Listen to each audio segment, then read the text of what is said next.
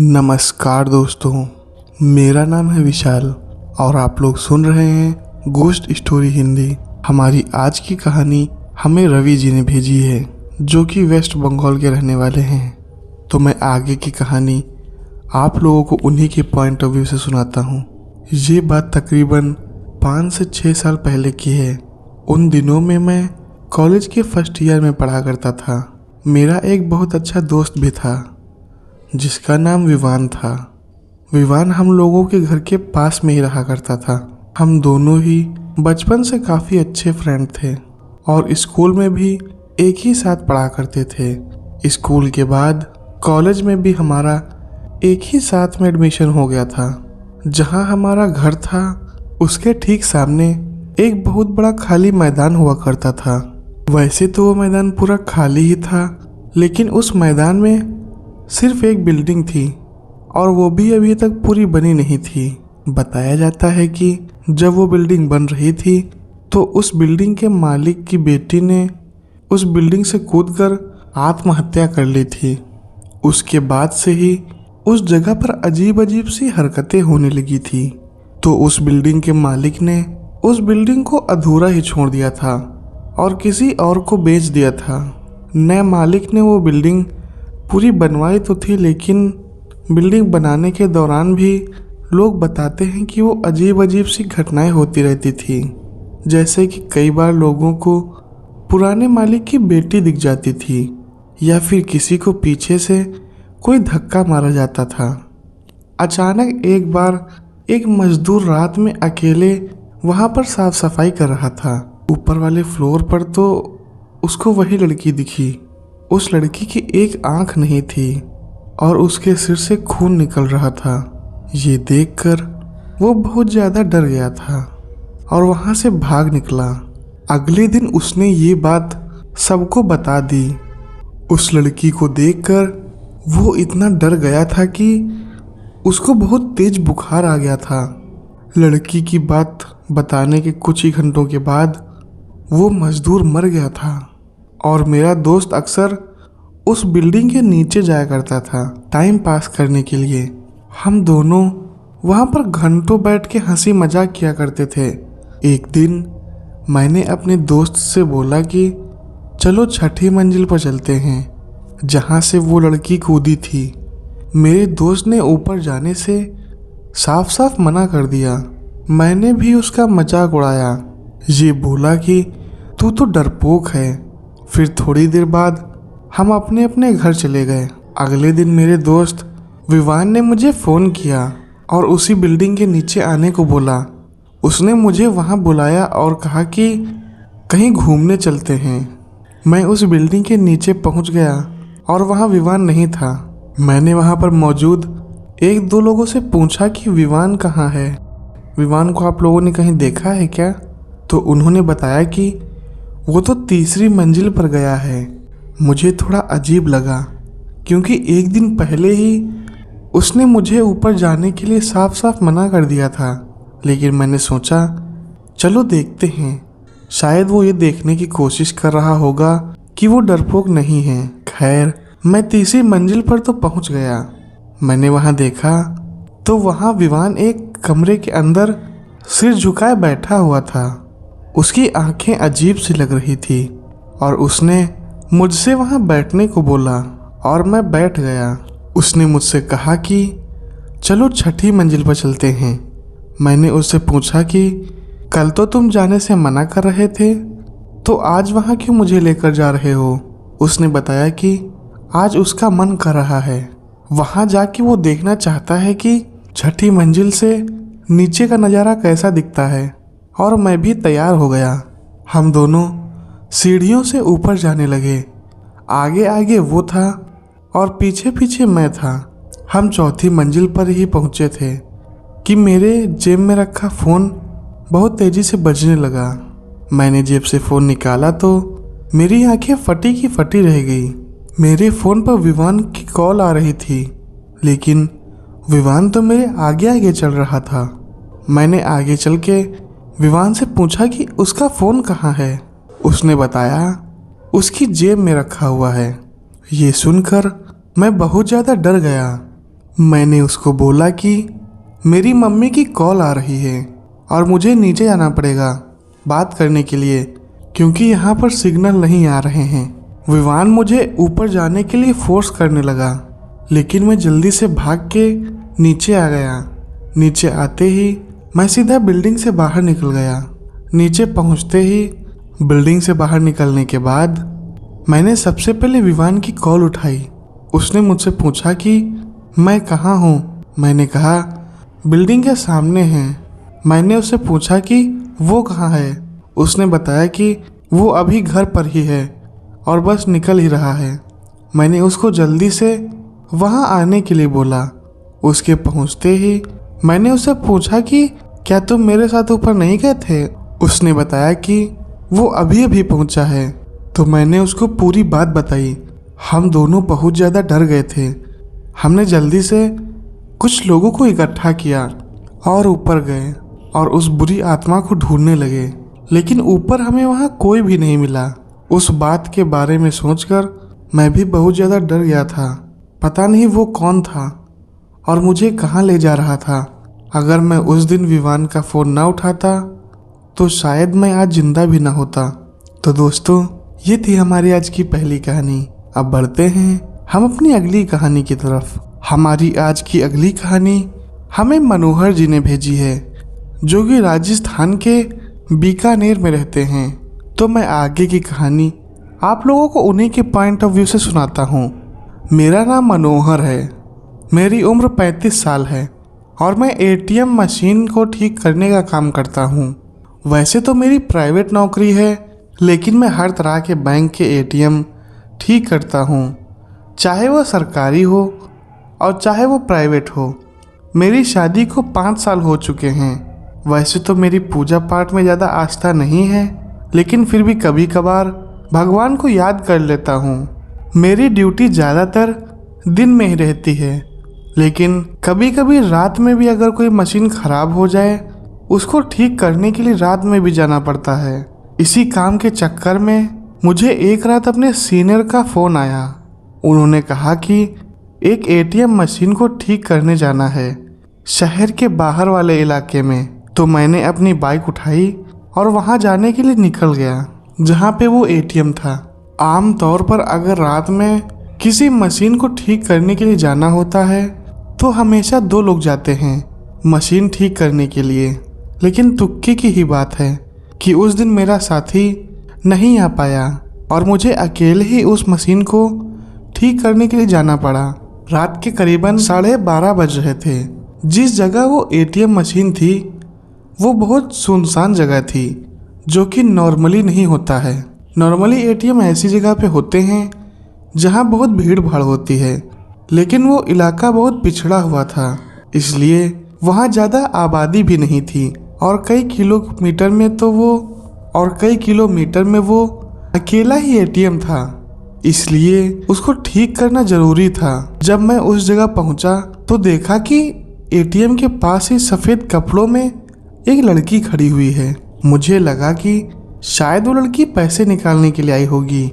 हालांकि रात के 12:30 बजे कौन लड़की आएगी एटीएम से पैसे निकालने के लिए, ये बात मेरे दिमाग में ही घूम रही थी और मैंने उस पर ज़्यादा ध्यान नहीं दिया। मैं एटीएम के अंदर गया मशीन ठीक करने के लिए। जैसे ही अंदर पहुंचा, वो लड़की भी मेरे पीछे पीछे अंदर आ रही थी, लेकिन एटीएम के गार्ड ने उसको अंदर आने नहीं दिया, तो वो लड़की बाहर से ही वापस चली गई। मैंने ज़्यादा ध्यान ना देते हुए मशीन ठीक करने लगा। अचानक मेरी नज़र बाहर गई। बाहर देखते ही मेरे होश उड़ गए। मैंने देखा कि वो लड़की सफ़ेद कपड़ों वाली वो बाहर खड़ी है और उसके हाथ में एटीएम के गार्ड का कटा हुआ सर है। मेरा दिल बहुत जोरों से धड़कने लगा और आंखें फटी की फटी रह गई। एक बार तो ऐसा लगा कि मैं सपना देख रहा हूँ। मैं हिलने की कोशिश कर रहा था, लेकिन दहशत के मारे हिल भी नहीं पा रहा था। अचानक मेरे मोबाइल की घंटी बजी। मेरे सीनियर का फ़ोन था, तो मेरा ध्यान हटा। उसके बाद मैंने फिर से बाहर देखा, वो लड़की वहाँ पे नहीं थी और गार्ड भी सही सलामत बाहर बैठा था। फिर मैंने चैन की सांस ली। मुझे लगा शायद नींद की वजह से मैंने कोई सपना देख लिया होगा। मैंने जल्दी से अपना काम खत्म करके मैं बाहर निकला और अपनी बाइक स्टार्ट की। बाइक स्टार्ट करते हुए मैंने फिर से एटीएम की तरफ देखा तो फिर से वही लड़की वहीं पर खड़ी थी और हाथ में सिर लटकाई थी। मैं बुरी तरह डर गया था क्योंकि इस बार यकीन हो गया था कि वो मेरा वहम नहीं है। मैंने जल्दी से बाइक स्टार्ट करी और तेजी से वहां से जाने लगा। जब मैं बाइक चला रहा था तब मुझे ऐसा लग रहा था कि मेरे साथ कोई साया मेरे पीछे बैठा हुआ है। मैं बार बार पीछे मुड़ के भी देख रहा था लेकिन कुछ भी नहीं दिख रहा था। अचानक एक भारी नीम के पेड़ के पास पहुंचते ही मेरी बाइक बंद हो गई। मुझे समझ ही नहीं आ रहा था कि हो क्या रहा है। जैसे ही मेरी मोटरसाइकिल रुकी तो मैंने देखा कि उस पेड़ पर वो लड़की उल्टा उल्टा लटकी हुई है और उसके हाथ में एक सर है और वो जोर जोर से हंस रही थी। मुझे ये सब देख करके डर के मारे पैर वहीं जम गए थे और मैं वहीं पर गिर गया। वो पेड़ मुझसे तकरीबन 15 फीट की दूरी पे था। मैंने देखा कि उस लड़की ने पेड़ से एक लंबी छलांग मारी और सीधा मेरे ऊपर आकर बैठ गई। मैं जोर जोर से भगवान को याद करने लगा और इसी बीच कब बेहोश हो गया मुझे याद ही नहीं। जब मैं होश में आया तो मैं एक हॉस्पिटल में था। पास के ही गांव के लोगों ने मुझे हॉस्पिटल में पहुंचा दिया था। उन लोगों ने बताया कि उस इलाके में एक चुड़ैल रहती है जो आने जाने वालों को मार के उनका गला काट देती है। भगवान का शुक्र है कि मैं उस दिन बच गया। उस दिन से मैंने कसम खा ली कि कभी रात में ऐसी किसी सुनसान जगह पर मैं अकेला नहीं जाऊंगा। तो दोस्तों, ये थी हमारी आज की दूसरी कहानी। अब बढ़ते हैं हम अपनी अगली कहानी की तरफ। हमारी आज की अगली कहानी हमें रौनक जी ने भेजी है जो कि नोएडा के रहने वाले हैं। तो मैं आगे की कहानी आप लोगों को उन्हीं के पॉइंट ऑफ व्यू से सुनाता हूँ। मेरा नाम रोहन है। मेरी उम्र इस समय 30 साल की है। ये बात उन दिनों की है जब मैं 9th क्लास में पढ़ा करता था। उस वक्त मेरी उम्र करीब 15 से 16 साल की थी। मेरी फैमिली में मैं, मेरे मम्मी और मेरे पापा और मेरी एक छोटी बहन थी जो कि मुझसे 2 साल छोटी थी। मेरे पापा की सरकारी नौकरी थी। उन दिनों में हम सरकारी स्टाफ क्वार्टर्स में ही रहा करते थे। पापा का प्रमोशन हुआ था तो पापा को बड़ा फ्लैट अलॉट हो गया था। उसी कॉलोनी में हम नए फ्लैट में चले गए। मैं बहुत खुश था ये सोच के कि अब हम बड़े घर में जा रहे हैं तो अब मैं अपना एक अलग रूम ले लूंगा। कुछ दिनों में हमने वहां शिफ्ट कर लिया। शुरू में तो सब कुछ ठीक ठाक ही चल रहा था लेकिन ना जाने क्यों जिस दिन से हम उस घर में गए थे मुझे उस घर से एक अजीब सी मायूसी महसूस होती थी। हमारे घर में चहल पहल भी रहती थी लेकिन फिर भी ना जाने क्यों एक अलग सी मनहूसियत और सन्नाटा सा था उस घर में। ऐसा लगता था मानो कि इस घर में कुछ बहुत ही गलत हुआ है। मेरी आदत थी रात में लेट सोने की। हमारा केबल वाला रात में नई फिल्में लगाता था तो मैं वही देखता रहता था अपने कमरे में। पापा, मम्मी और बहन दूसरे कमरे में जल्दी से सो जाया करते थे। शुरू के कुछ दिन तो सब कुछ ठीक ठाक था। फिर एक रात मैं अपने कमरे में बेड पर लेटा हुआ मूवी देख रहा था कि अचानक से मुझे अपने कमरे से बाहर से कोई आवाज़ सुनाई दी। मुझे लगा शायद मम्मी उठी होंगी टॉयलेट जाने के लिए लेकिन मैंने ज़्यादा ध्यान नहीं दिया। मैंने टीवी की आवाज़ ज़रूर थोड़ी कम कर दी थी लेकिन फिर 4-5 मिनट के बाद फिर से कोई आवाज़ आई। आवाज़ ऐसी थी कि जैसे कोई औरत पायल पहनकर चल रही हो। मैंने टीवी की आवाज़ बिल्कुल बंद कर दी थी और बाहर से बस पायल की आवाज़ ही आ रही थी। मेरा रोम रोम खड़ा हो गया था और मैं बहुत ज़्यादा डर गया था। उस वक्त ऐसा नहीं था कि आवाज़ लगातार आ रही हो। 4-5 सेकंड के लिए आती और फिर बंद हो जाती थी और फिर 3-4 मिनट के बाद वही आवाज़ सुनाई देती थी कि जैसे कोई औरत भारी पायल पहनकर चल रही हो। बिल्कुल ऐसी ही आवाज़ आती थी। मेरा दिल जोर जोर से धड़कने लगा। ऐसा लगा कि दिल छाती से निकलकर मेरे मुंह को आ रहा है। समझ में नहीं आ रहा था कि मैं अब करूं तो क्या करूं। फिर ख्याल आया कि साथ वाले कमरे में मम्मी पापा सो रहे हैं तो उनको जगाता हूँ, लेकिन वो उनके कमरे में जाने के लिए मुझे बाहर निकलना पड़ता और बाहर से तो आवाज़ आ जा रही थी। आखिर में मैंने हिम्मत करके दरवाज़ा खोला। दरवाज़ा खोल के जैसे ही बाहर निकला, अचानक से वही आवाज़ बहुत तेजी से आ रही थी। आवाज़ बिल्कुल मेरे सामने से आ रही थी, मानो कोई नई नवेली दुल्हन चल रही हो, लेकिन सिर्फ और सिर्फ आवाज़ ही आ रही थी, कुछ दिख नहीं रहा था और बिल्कुल क्लियर आवाज़ आ रही थी। मैं जल्दी से मम्मी पापा के कमरे में पहुंचा और उनको जल्दी से उठाया।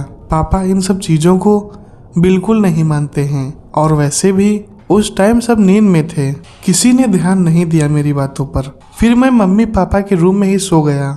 फिर ऐसे ही 3-4 दिन निकल गए और कुछ नहीं हुआ। फिर एक रात अचानक से फिर से वही आवाज़ सुनाई पड़ी, बिल्कुल वही आवाज़, जैसे कोई पायल बज रही हो। आवाज़ हर रोज़ नहीं आती थी, ना ही कुछ दिखाई पड़ता था, सिर्फ आवाज़ आती थी। धीरे धीरे मुझे आदत सी पड़ गई थी, कोई फिक्स टाइम भी नहीं था आवाज़ सुनाई देने का। कभी रात के 10 बजे, कभी 10:30 बजे, कभी 11 बजे, तो कभी 12 बजे। किसी भी टाइम पे वो आवाज़ सुनाई देती थी, लेकिन एक बात पक्की थी कि वो आवाज़ आती ज़रूर थी, वो मेरा वहम नहीं था। आवाज़ सुन के मैं बहुत ज़्यादा डर जाता था, लेकिन फिर भी उस घर में हमारा कभी कुछ बुरा नहीं हुआ। हम करीब 10 महीने रहे उस घर में। इस बीच हमने कुछ नया सामान भी खरीदा, सब नॉर्मल ही रहा। फिर करीब 10 महीने के बाद पापा को दूसरा फ्लैट मिल गया और हम वहाँ शिफ्ट हो गए। उस पुराने फ्लैट में जो लोग हमारी जगह आए थे वो हमारे जानने वाले ही थे, क्योंकि एक ही स्टाफ के थे सब। उनका लड़का भी मेरा अच्छा दोस्त था और उनकी फैमिली भी बहुत बड़ी थी। एक दिन वो अंकल हमारे घर आए और हमसे पूछा कि क्या आप लोगों को उस घर में कभी कोई आवाज़ सुनाई देती थी। बस ये बात सुन के मुझे यकीन हो गया कि वो मेरा वहम नहीं था। उन अंकल ने बताया कि उनको उस घर में आवाज़ें सुनाई देती हैं, उनको और उनकी पूरी फैमिली को वो आवाज़ें सुनाई देती थी। तब जाकर मम्मी पापा को यकीन आया कि मैं झूठ नहीं बोलता था। फिर उन लोगों ने अपने घर में पूजा वगैरह करवाई और किसी से कुछ पूछा भी था कि क्या दिक्कत है इस घर में। तो पता चला कि उस घर में 1 नहीं 2 नहीं बल्कि 6 आत्माएं रहती हैं। आज इस बात को 13-14 साल हो चुके हैं। अब मैं काफ़ी बड़ा भी हो चुका हूँ। मुझे नहीं पता उस घर में अब वो आवाज़ें आती हैं या नहीं आती हैं, लेकिन सच बताऊँ तो आज भी उन आवाज़ों के बारे में सोचते ही दिल में एक अजीब सा डर पैदा हो जाता है। शुक्र है अभी हम जिस घर में हैं वहाँ ऐसा कुछ भी नहीं है। तो दोस्तों, ये थी हमारी आज की तीसरी कहानी। अब बढ़ते हैं हम अपनी अगली कहानी की तरफ।